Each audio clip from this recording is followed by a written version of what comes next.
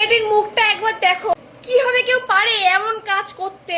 মেয়েটা কি সুন্দর দেখতে, দেখলেই চোখ সরানো যাচ্ছে, এত সুন্দর দেখতে। তোমরা সবাই জানো কি ঘটনা ঘটেছে। আমি নিজেই কালকে ভিডিওটা দেখার পর আমি নিজেই ইমোশনাল হয়ে গেছিলাম। হাত বাঁধে না এসব করতে, ভয় লাগে না?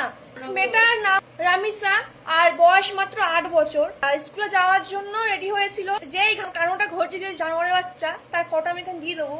তো পাশে ফ্ল্যাটে থাকতো, তাকে টানতে টানতে ঘরে নিয়ে গেছে। ঘরে নিয়ে গিয়ে ধর্ষণ করেছে। ধর্ষণ করে ছেড়ে দেয়নি, তারপর তার গলা কেটেছে। কেটে বাথরুমে রাখে, তার দেহটাকে খাটের তলায় রাখে। তারপরে সে জানলা কেটে বেরিয়ে যায়। আমার একটাই বক্তব্য, সেটা হলো এই যা হচ্ছে বাংলাদেশে, আগে অনেক এই একই সেম কাজ হয়েছে, কিন্তু কেউ কোনো বিচার, কেউ কিছু বিচার দিতে পারেনি। সেই জন্য আবার এই কাজটা, এই ঘটনাটা আবার ঘটলো।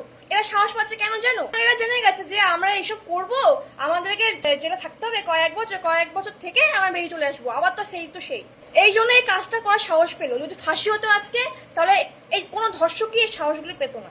আমি একটাই কথাই বলবো, একে এক ফাঁসি দেওয়া হোক, না হয় পাবলিকের হাতে ছেড়ে দেওয়া হোক। মেয়েটাকে কিভাবে মেরেছে, কি দোষ ছিল মেয়েটার? মেয়েটাকে দেখলেই মায়া লাগছে। মেয়েটা কি সুন্দর দেখতো। বাবা বলছে আমার ফোনে 500-এর বেশি ফটো আছে, আমি এখনো খুলে সাহস দিতে পারিনি দেখার ফটো। মেয়েটার বাবা মাকে দেখে আমার এত খারাপ লাগছে। ছোট সন্তান, ওর একটা বড় মেয়ে আছে, এই একমাত্র মেয়ে। পুরো ফাঁসি দিতে হবে। কোনো মায়ের কোল যেন খালি না হয়ে যায়, একদম প্রকাশ্যে ফাঁসি, নয়তো বা জনগণের হাতে তুলিয়ে দাও, পুরো একদম পিটিয়ে মেরে ফেলে দিই। তাহলে ধর্ষকরা যারা আছে না, তারা ভয় পাবে, এই কাজ আর দুবার করবে না।